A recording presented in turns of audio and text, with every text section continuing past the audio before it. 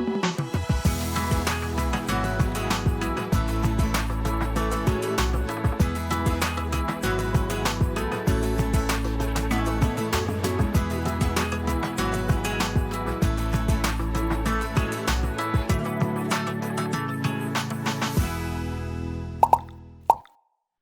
kawan-kawan semua, bertemu kita kembali dalam rancangan Jom Sembang. Apa kabar sahabat-sahabat di luar sana? Saya harap kamu semua dalam keadaan sehat dan juga dalam keadaan yang baik. Jadi pada hari ini kita mulakan rancangan ini dengan lagu puji-pujian terlebih dahulu. Oke. Saya Apa lagu kita tadi itu? I got peace like a river.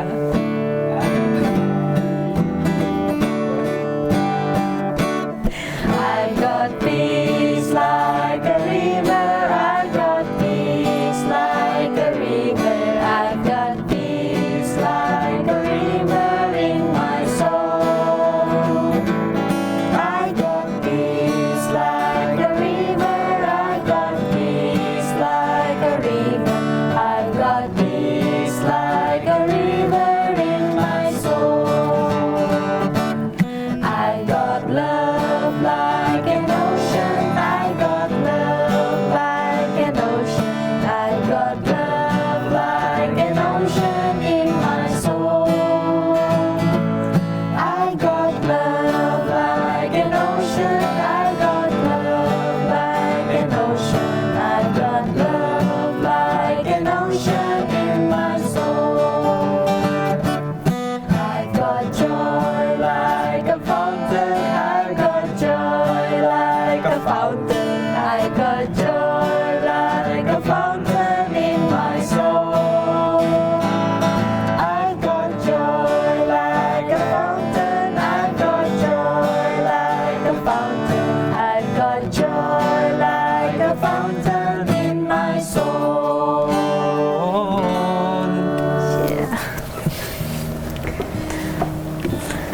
Oke, so mari kita tundukkan kepala dan saya akan pimpin dalam doa. Oke, let us pray. Dear Father Lord, now as we're going to continue with our discussion today, Lord, and as we discuss our topic, Lord, pray that may you be with us, may you guide us while we discuss, and send your holy angels to be with us, and may you protect us in harm and danger, Lord. May you forgive our sins that we have done against you, Lord, too. In Jesus' name I pray, Amen. Amen. Baiklah sahabat-sahabat semua, diskusi kita pada hari ini akan membincangkan topik yang berkaitan dengan ketakutan. Tapi sebelum itu, mari kita dengar bersama-sama testimoni yang akan disampaikan oleh sahabat kita. Mari kita saksikan. Hello everyone, my name is Chulong. I'm a student from Cambodia. Today I will share with you my testimony with God that I have when I was in high school. I think that's the major one that gave me a good experience with God. When I was in my senior year, I mean 12th grade, during the final exam I did something very bad. I don't want to talk about it more, just like it's very bad that the whole thing's collapsed. First, the school, they decide to not let me take the final exam, and then the mission, they decide not to give me scholarship to study in AIU for 2 years. I mean, they suspend my scholarship for 2 years. And my parents also, they don't want to join my graduation. So I feel really down, and like I feel really sad because the only way I can come to study here is through scholarship. But if I don't have scholarship, then I mean everything will be over for me. My life will just be like completely a waste. And then I just sit alone to myself in the dark, and then I talk to God. Like I didn't pray to God. I did not raise my hand or close my eye. I just talk to myself alone in the dark, and I tell Him like I know I was wrong, and I was wrong that I do something bad during this time. And I also say that I also forgive those who treated me also. And I did not expect, like I did not ask Him to give me chance to study abroad. I just say I'm sorry for what I did. And in my heart, I also said I forgive those who treated me. So, and then I just let it go. And then when the person that treated me see me, I just smiled at him. I said that everything is fine. It's major. It's my fault mostly. It's not your fault. So later on, God decided to open the way, which is like impossible, that I could not even think of. The person that treated me, that I forgive him, he decided to ask his mother to sponsor me to the school to study here in AIU. So I was very happy. I know that God opened the way for me to come here. So when he decided to sponsor me, he prepared every documentation, everything working very fine. And then when I come to study here for 1 semester, he decided to left me here, not even paying the bill for 1 semester yet. So I've been left here without money to pay, no scholarship, everything, with empty pocket. So, and again, I just pray to God that, God, if you send me here, I know that you have a plan for me to do to continue. I know you will not waste your time on me. So, and then later on, during the time to pay the money, I go talk to Mr. Pradeep, and I don't know what happened to him, but when I talked to him, he like very kind and gentle, and like he decided to sign the paper for me, and he said I can work, and I said yes, I'm happy to work, so I can study also. So every time passed, like for 2 years, I working and studying without paying the money, not even a single baht to the school. And I know it's really a blessing and also a miracle that God have done to me. Because if God does not do such a miracle, I would not be here today sitting here. I would be back home, maybe construction worker, and it's called also can be like a factory worker. No chance to come here. Jadi itulah tadi testimoni yang telah disampaikan oleh salah satu sahabat kita. Semoga testimoni yang disampaikan oleh dia itu dapat memberikan kita sumber inspirasi dalam kehidupan kita juga. Jadi mari kita berbincang tentang topik yang ingin kita pelajari pada hari ini yang bertajuk fear, ketakutan. Kenapa dalam kehidupan ini kita mesti ada perasaan takut dan kenapa kita takut? Mari kita dengar bersama-sama definisi yang akan disampaikan oleh sahabat kita. Baiklah, apa yang saya dapat di internet yang saya buat sedikit research. Research lah tentang maksud lah. Maksud takut ini dia mengatakan yang pertama kita tahu takut itu adalah antonim bagi berani. Benar. Jadi maksud takut ini tidak berani. Oke, inilah apa yang saya dapat adalah ini apa? Itu adalah emosi dasar kita. Macam bagaimana kita merasa bahagia, bagaimana kita merasa sedih. Takut ini adalah salah satu emosi dasar kita yang sudah ada macam itulah. Natural gitu.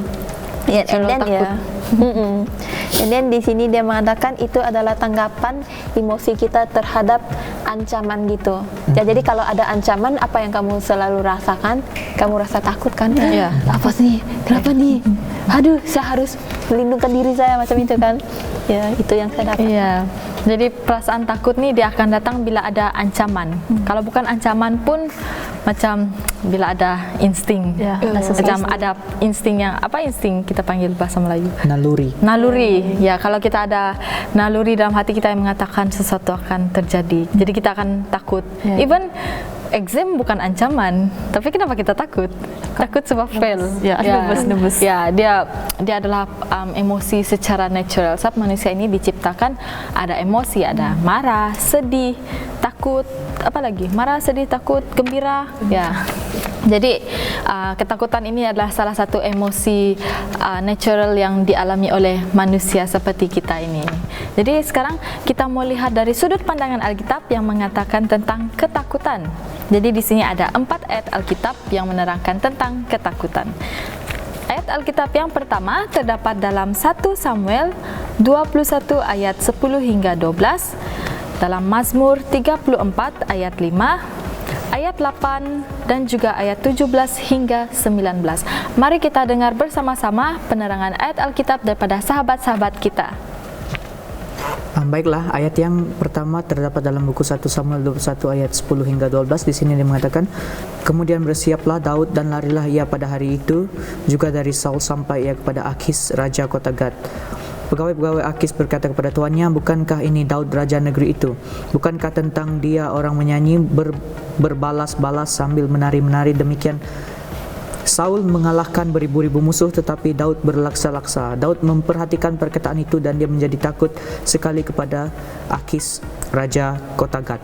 Di sini dia mengatakan, menceritakan bagaimana Daud pada masa tersebut di zaman kegemilangan dia, di mana dia lari daripada Raja Saul yang ingin membunuhnya. Kita bayangkan jika seseorang pada masa ini kita berjayakan, tiba-tiba ada orang mau bunuh kita sebab dia orang jealous ataupun dia iri hati dengan kecemerlangan kita. Itulah perasaan takut kita bayangkan. Itu adalah apa yang ayat ini katakan. Jadi kita takut sebab kita tahu orang mau bunuh kita.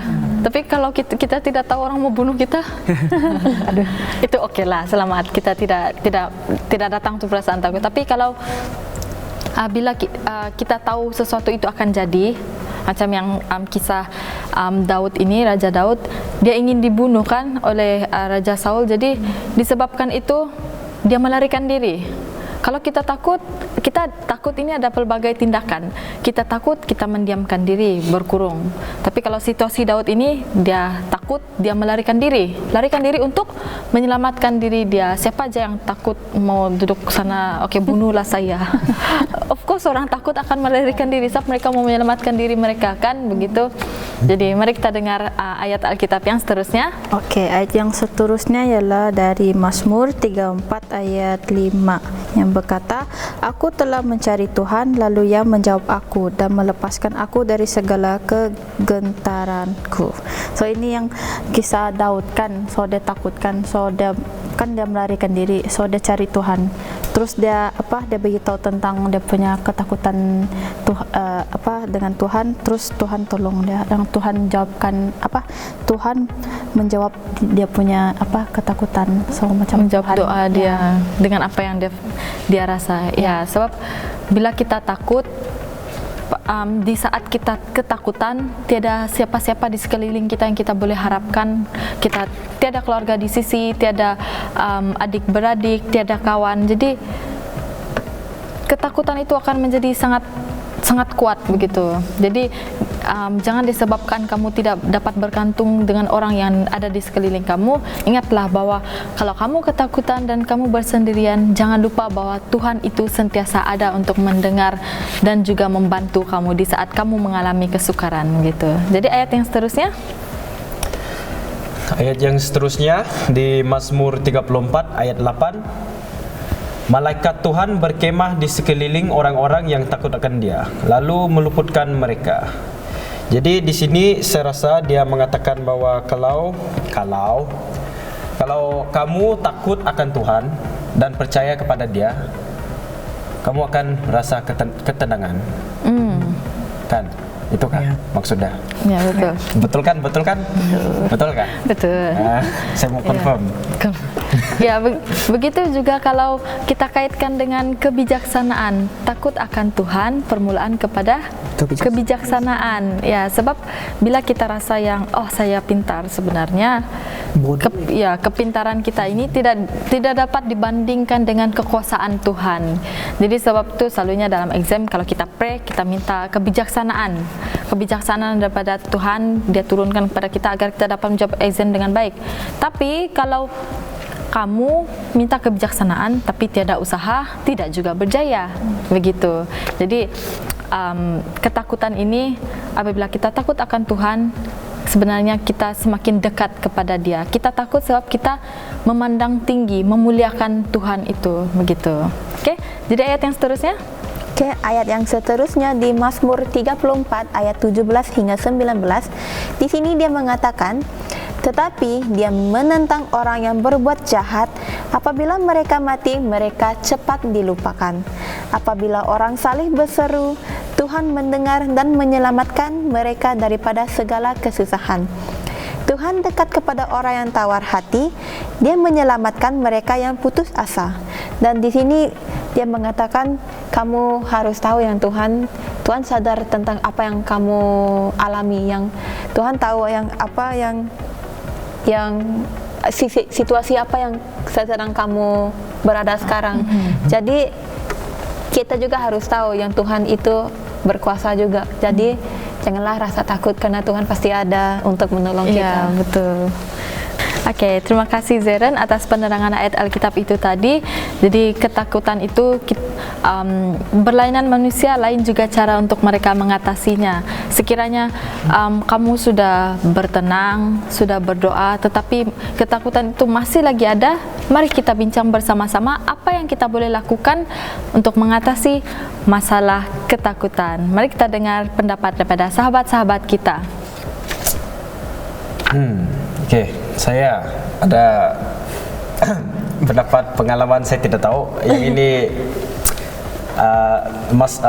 kaitan dengan benda rohani gitu, tapi saya rasa ya. Oke, kalau saya berasa takut kan, tapi saya sudah jarang merasa takut. Wow. Macam mana tuh? Aduh. Kalau saya berasa takut,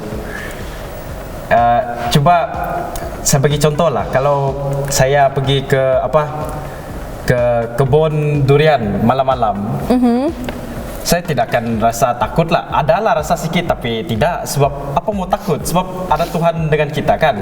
Kita percaya ada Tuhan dengan kita, kita takut akan Tuhan. So apa benda mau takut dengan hantu pula? Sebab ada Tuhan dengan kita, so tak perlu takut. Begitulah, itulah contoh-contoh yang saya bagi. Jangan rasa takut sebab Tuhan sentiasa dengan kita. Amin. Ya, betul. Seperti yang Ian katakan tadi, hantu. Hantu. Kenapa kita takut hantu? Walaupun kita tahu yang kewujudan hantu itu hanya untuk menakutkan kita, begitu kan? Dia ingin memainkan perasaan kita supaya kita kurang percaya, begitu. Sebab bila kita terlampau takut, kita akan kurang keyakinan diri. Ya, begitu. Jadi kita tolak tepi kewujudan hantu semua ini. Kita jangan terlampau percaya, karena kita yakin bahwa Tuhan itu akan sentiasa melindungi umatnya dimanapun sahaja kita berada. Jadi ada pendapat lain lagi, Jennifer? Oke, saya rasakan kalau kita rasa takut kan, kita boleh menceritakan masalah kita dengan Tuhan. Sebab kita tahu Dia yang paling berkuasa kan.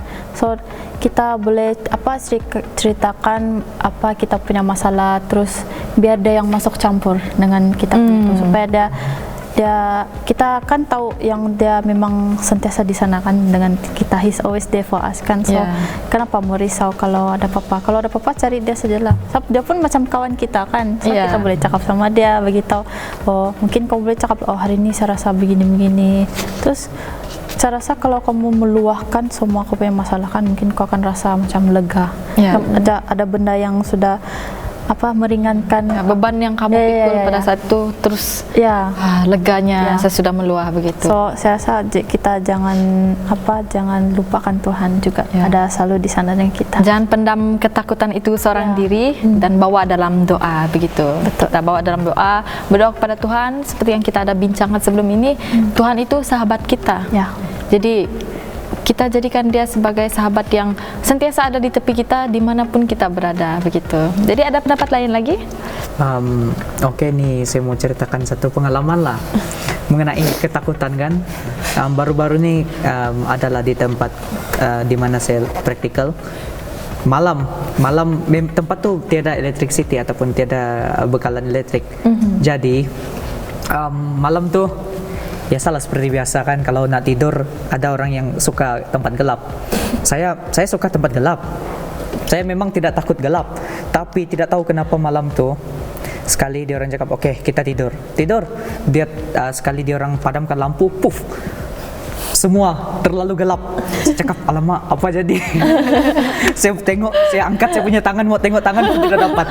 Dalam hati saya, woi, begini pula rasa kalau orang buta kan? Memang betul-betul gelap.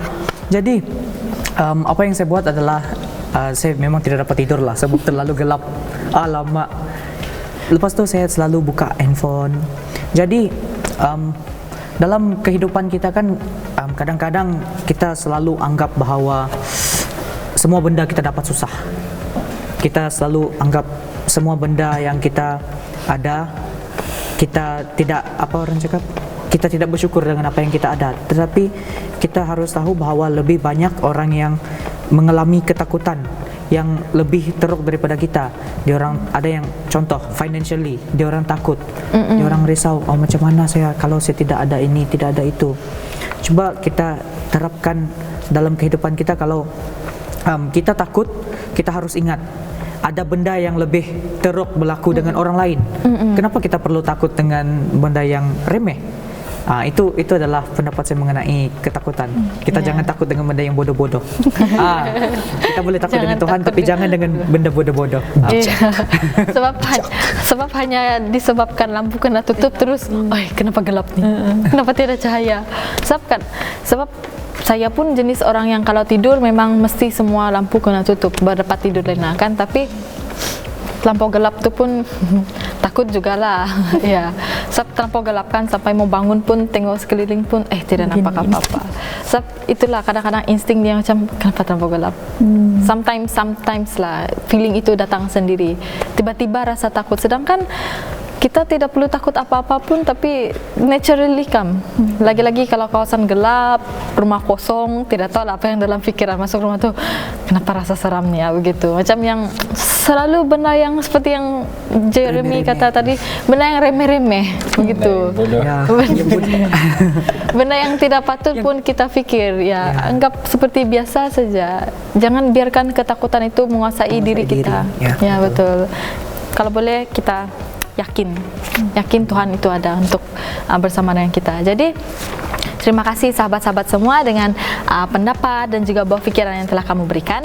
Jadi rancangan kita dan diskusi kita pada hari ini berhenti sampai sini sahaja. Tetapi sekarang kita akan teruskan dengan menonton aktiviti tips kesehatan, yaitu kebaikan oat dan juga salad. Mari kita saksikan. Apa kabar semua dan selamat datang ke tips kesehatan memasak oats dan salad bersama saya Ferian dan Jeremia. Jadi kita akan mulakan dengan membuat oats dulu. Jadi pertama kita ambil mangkok dan mangkok, thank you. Dan kita ambil oats kita yang dimasak 1 hingga 2 menit sudah. Thank you, J. Anda boleh lihat dia punya tekstur yang sudah dimasak 1 hingga 2 menit tadi.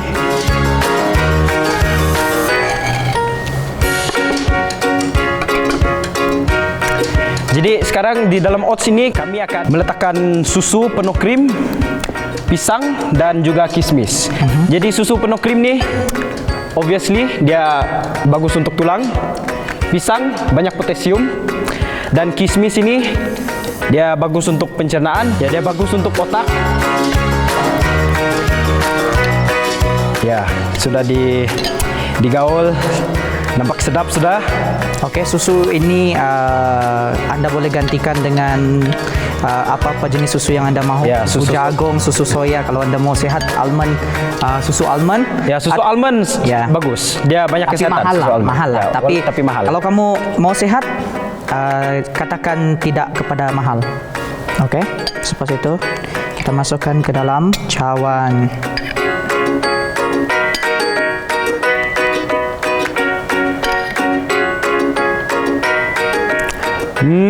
Sedap lah nampak dia. Pas itu Anda boleh letakkan pisang. Ya, pisang. Kalau mau letak banyak pun boleh, no problem. Pisang ini juga bagus untuk sistem pencernaan. Pisang ini tinggi dengan potasium. Potasium ni dia penting untuk kita punya sel ataupun sel tubuh badan, ataupun macam mana apa kita cakap function of cells. Pisang ni boleh guna apa jenis pisang? Kismis. Ya, apa jenis pisang boleh gunakan? Tapi kita guna pisang emas. Kita letakkan sedikit kismis. Ya, bagus untuk otak. tapi Anda juga boleh gantikan. Kalau Anda tidak mau kismis, Anda boleh letakkan sesuatu yang lain. Tapi jangan terlalu banyak lah. Ya. Cuma untuk mendapatkan sedikit rasa manis. Tapi Oke. kalau oats kamu tidak rasa manis, kamu boleh tambah madu ataupun bagi saya tambahkan susu junjung. Ah ya. Ya, sebab dia manis. Oke, jadi ini dia. Kita punya oats yang boleh cakap sihat. Oke, kita akan ke resep yang seterusnya yaitu salad. Jadi saya akan meminta kawan saya di sini untuk membantu mencampurkan Boleh. bahan-bahan. Oke, di sini kita ada daun salad hijau. Oke, letakkan dalam mangkuk. Yang ini adalah seperti yang kita tahu, daun hijau ini dia bagus untuk kita punya penghadaman. Sayur-sayuran ini bagus untuk kita punya penghadaman. Seterusnya kubis Merah, purple. kubis merah atau Ya, purple. purple ataupun merah, sama aja lah. Tapi warna dia lebih kepada purple. Oke, biasanya yang kubis yang ataupun sayur-sayuran yang berwarna purple nih dia ataupun ungu nih dia bagus untuk kita punya apa? Dia sebagai apa orang cakap anti cancer. Oke, lepas itu kita ada daun salad merah juga di sini. Yang ini merah ataupun purple dia adalah kalau dia merah purple dia punya kandungan hampir sama. Dia membantu juga dalam kita punya penghadaman dan juga sebagai pencegah, bukan pencegah sepenuhnya tapi dia dapat mengurangkan risiko kanser ataupun seterusnya adalah kita punya karot ataupun Lobak merah. Lobak merah. tapi dia lebih kepada oranye lah kan. Ya, lobak oranye. Tapi dia dipanggil lobak merah. Jadi kita teruskan dengan lobak merah. Kita letak sedikit. Ini bagus untuk mata, bos. Ya, ini bagus. Kalau kamu tahu cerita rabbit ataupun arnab kan, dia suka makan carrot sebab carrot ini bagus untuk mata. Dan dia banyak khasiat yang lain lah. Oke, seterusnya kita ada timun. Oh, timun. Yeay, timun. Ada kalau Anda ingin letakkan mungkin zucchini pun boleh juga, tapi apa yang kami ada adalah timun sebab dia lebih murah dan lebih senang didapati. Timun ini banyak antioksidan ya dan dia banyak air supaya apa? Kamu tidak dehidrasi kah? Ya. Betul kah Melayu saya? Oke, seterusnya kita campurkan. Yang ini saudara-saudara sekalian, ini adalah mayonis. Ya, mayonis untuk orang yang dalam budget. Ya. Kalau yang ada duit sedikit, kamu boleh guna olive oil dengan lemon. Ya, penonton di rumah, ini khas untuk salad. Jadi dia tidak rasa seperti apa orang cakap. Kalau kebiasaannya mayonis masam, tapi yang ini dia memang tiada rasa masam langsung. Dia cuma rasa begini aja. Oke. Cukupkah? Boleh tambah. Jangan.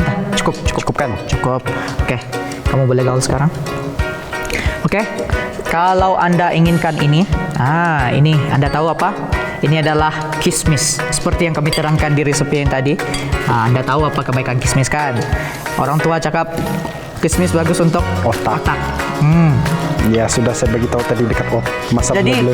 ini adalah kismis. Kalau kita letakkan, kita boleh letakkan sebagai penambah. Kalau Anda tidak suka kismis, Anda boleh gantikan dengan kacang seperti almond, gajus, badam.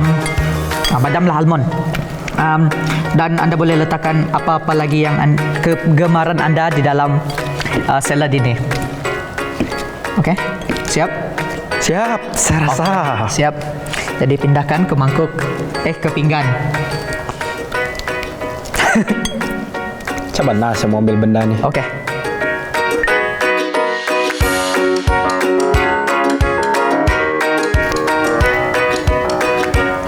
Itu dia cantik. Purple sedikit. Ini hanyalah sekadar untuk hiasan. Kalau Anda ingin comot-comot pun boleh, tidak masalah. Tapi yang ini kita mesti buat dia cantik-cantik. Oke, itu dia. Lepas itu kita boleh letakkan sedikit kismis ataupun kalau Anda suka kacang, Anda boleh letak kacang. Oke, jangan terlalu banyak. Oh, cukup. Oke, cukup. Oke, apa khasiat salad nih kan? Banyak yang tanya, apalah makan salad macam kambing. Sebenarnya salad dia diperbuat daripada banyak campuran sayur kan. Jadi Anda tahu bahwa sayur-sayuran bagus untuk kita punya penghadaman. Jadi ini adalah bagus untuk orang yang sedang kita katakan mahu diet ataupun dia mahu mengandungi makan ataupun mahu mengamalkan pemakanan yang sihat. Ini adalah salah satu contoh resepi yang Anda boleh ikut di rumah. Iya. Oke, sekian saja resepi daripada kami. Salad, dan semoga resepi tadi dapat membantu Anda yang ingin memulakan hidup secara sehat ataupun makanan secara sehat. Dan terima kasih kerana menonton rancangan kami. Semoga apa yang kami resepi yang kami tunjukkan tadi akan Anda ikuti. Kita berjumpa lagi di dalam segmen yang lain. Itu dia tadi tips kesehatan mengenai kebaikan oat dan juga salad, di mana oat dan salad itu dapat membantu untuk meningkatkan kesehatan tubuh badan kerana salad-salad yang terdiri daripada buah-buahan dan juga sayur-sayuran yang sangat baik untuk kesehatan tubuh badan kita. Jadi sahabat-sahabat yang di luar sana, kamu boleh coba bersama dan juga makan bersama keluarga maupun kawan-kawan. Jadi program ini berhenti sampai sini sahaja dan mari kita tutup terlebih dahulu dengan doa. Oke, mari kita berdoa. Saya akan pimpin. Tuhan Allah Bapa kami yang berada di kerajaan syurga, terima kasih lagi untuk hari yang indah dan mulia ini, dan terima kasih untuk program kita yang telah berjalan dengan lancar. Tuhan, Tuhan tolong kita supaya kita akan sentiasa takut akan Tuhan, dan tolonglah kita supaya juga tidak takut dengan benda lain juga. Tuhan, ampunkanlah semua dosa kami. Kami berdoa dalam nama anak-Mu Tuhan Yesus yang telah menjadi juru selamat kami. Amin. Amin. Terima kasih sahabat-sahabat semua kerana meluangkan masa untuk menonton rancangan pada hari ini, sehingga kita bertemu di episod yang akan datang dalam rancangan Jom Seremban. Jumpa lagi. Bye bye. See you later. Sayonara.